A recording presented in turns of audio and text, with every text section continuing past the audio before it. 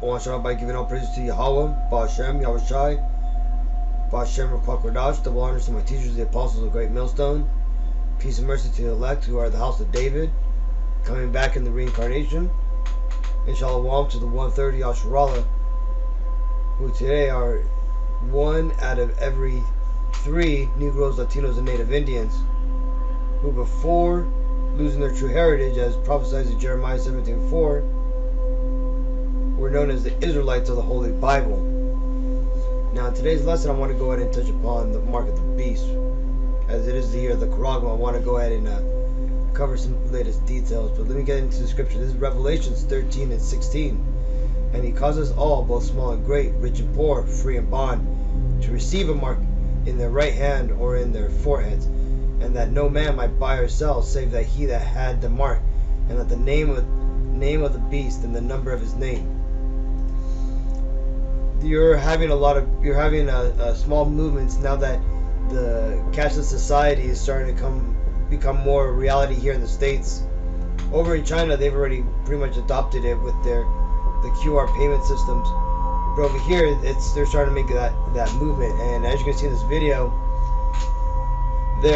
this guy, he's running for office, and he's basically going to try to make it illegal, or if not possible, basically illegal for these shops to open a Cashless Society or Cashless store, and that they have to always offer the dollar option. But that ain't gonna happen, because this guy, he's not fighting against like regulations and stuff. He's fighting against an agenda. This new world order is gonna come, because it tells you that in the Bible, right? So this guy here, he's kicking against the pricks. He's fighting against the word of the Lord, but he doesn't know that, right? What he's doing to himself appears good, and on the surface it appears good. When you find out that there's really no profit in this, because this was a system that was all set up, 1776, to collapse and be the gateway for the new world order, the one payment system, just like in Babylon. Right? This ultimately is all going to lead to the mark of the beast. But let's go and watch this video. If you open a dollar bill, it reads, "This note is legal tender for all debts, public or private." The language couldn't be clearer. And yet, even if you have this dollar bill, legal tender, with the full faith and credit of the United States behind it, there is a rising tide of businesses that refuse to accept cash, that only accept credit. All of which raises the $1 question. What in fact does a cashless marketplace mean for society at large? What does it mean to those Americans who have no access to credit? What if you're homeless? What if you're undocumented? What if you're otherwise underbanked? If you have no access to credit, then you have no means of purchasing goods and services, purchasing food and clothing in an increasingly cashless marketplace.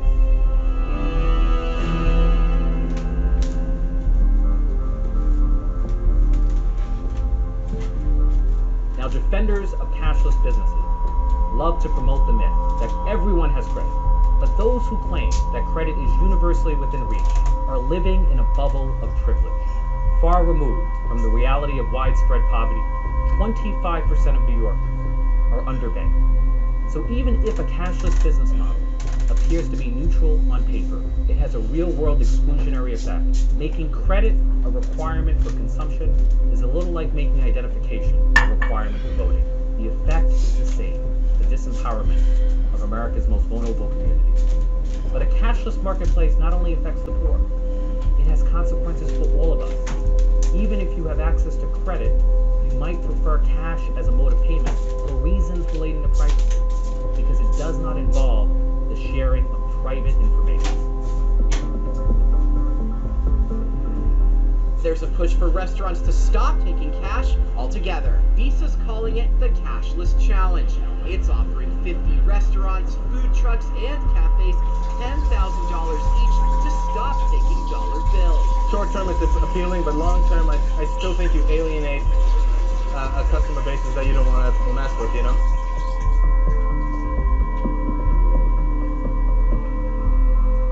To confront the creeping cashlessness of the New York City marketplace, I am introducing legislation that would require every retail and food establishment in the city to accept cash payments. In New York City, it will become unlawful for a business to discriminate based on mode of payment. If you have the money to buy food, clothing, and shelter, then under my bill, you will have the legal right to do so.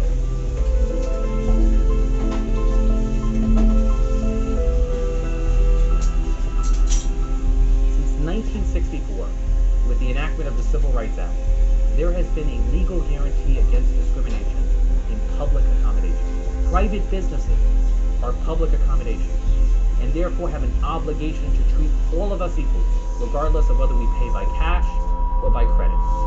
Credit can be one option among many, but it should never be the sole option. So you see that Jake, he errs, thinking he's doing a good thing, but not knowing what he's doing is fighting against prophecy. Right? You can't beat prophecy. Prophecy, it's from the future, right? We get it here,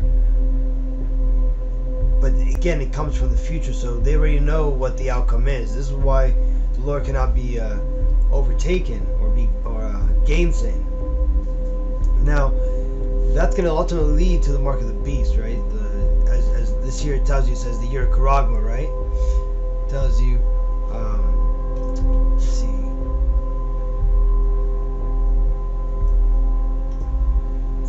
Salaki, it's back here. So it's Charagma. Strong's G 5480. Charagma. Charagma, right? A stamp, an imprinted mark of the mark stamped on the forehead or the right hand as the badge of the followers of the Antichrist. Mark branded upon horses. Right? Things carved, sculpted, graven works. So ultimately, it goes back to staking, piercing your flesh for your master, right? This goes back to right here. It tells you in Exodus 12 and 21 and 6 says, "Then his master shall bring him unto the judges, and he shall also bring him to the door and onto the doorpost, and his master shall bore his ear through with an awl, and he shall serve him forever." Right? And also later on, it also goes back in Deuteronomy. It says, "And thou shalt take an awl, and thrust it through his ear onto the door, and he shall be thy servant forever, and also unto thy maidservants thou shalt be likewise." Because ultimately, this owl, right, tells you Martzea, right? Strong's H 4836. Mathsea. Right? That's ultimately the thing that you stake. That's the RFID chip, right? That's the stake that you're gonna put in your body. That's gonna ultimately mark you as a slave to this new Egyptian system, right? Just like the brother brought out that pharaohs used to brand their slaves. The current establishment now, who consider themselves the lineage descendants of the Egyptians, which they only mention that it's the latter Egyptian period, the people who come from Ptolemy, or one of the 4 generals of Alexander the Great that divided up the kingdom, and Ptolemy took the southern Egyptian kingdom and rewrote everything, including taking the Egyptian god, the Apis spool, and Isis, and merged them together to venerate his son, and also past pagan gods that they had worshipped in Macedonia, and naming him Serapis Christi, right? These people here are now have taken that mark, and this, these people here, they're done for, right? This is what awaits these people. It says, "And the third angel followed them, saying with a loud voice, If any man worship the beast and his image, and receive his mark in his forehead or in his hand." See, it doesn't tell you right or left hand there, it just says in his hand. "And the same shall drink of the wine of the wrath of God, which is poured out without mixture into the cup of his indignation. And he shall be tormented with fire and brimstone in the presence of the holy angels and in the presence of the Lamb. And the smoke of their torment ascendeth forever, up forever and ever, and they have no rest day nor night, who worship the beast and his image, and whosoever receiveth the mark of his name." So That's gonna be a lot of Jakes are gonna die, you know, because they're gonna accept this mark. But you know, this is what it tells you. It tells you this is prophesied to happen. That 2/3 of Israelites, meaning 2 out of every 3 Negroes, Latinos, Native Indians, you know, are not gonna make it. They're gonna die in the coming wars, the martial law, the pestilence, all that crazy shit that's about to happen. It tells you here, Zechariah 13:8, and it shall come to pass that in all the lands that the Yahweh B'Shem Yahushai, 2 parts therein shall be cut off and die, but the third shall be left therein. And I will bring the third part through the fire, and will refine them as silver is refined, and I will try them as gold is refined. They shall call on my name, and I will hear them, and I will say, it is my people. And they shall say, Yahweh B'Shem Yahushai is my power. That's exactly what's happening, right? But, you know, hopefully this lesson was edifying, and it was able to answer some questions for anybody out there who might be wondering what to do, you know, what not to take. You know, don't take this RFID chip, you know. The truth is in the Bible. It's not in religion, which is what churches are. If you're Negroes, Latinos, Native Indians, the salvation's for you. You got to wake up right now. Come to the truth, but ultimately, if you're wicked, you're not going to get this, right? But ultimately, it's all God's plan, right? It says, Proverbs 16:33, the lot is cast into the lap, but the whole disposing thereof is of Yahweh B'Shem Yahushai, right? Because even though we have things happen here on earth, right, that we, you know, individually we may decide or whatever, we take it into our own thought that we did it, right? Ultimately, the whole disposing thereof, what's going to happen is ultimately dished out by Yahweh B'Shem Yahushai. This is why you guys got to wake up, you know, start doing your diligent work, find out what the steps to get God's name was, you know, find out what's really going on, and wake up.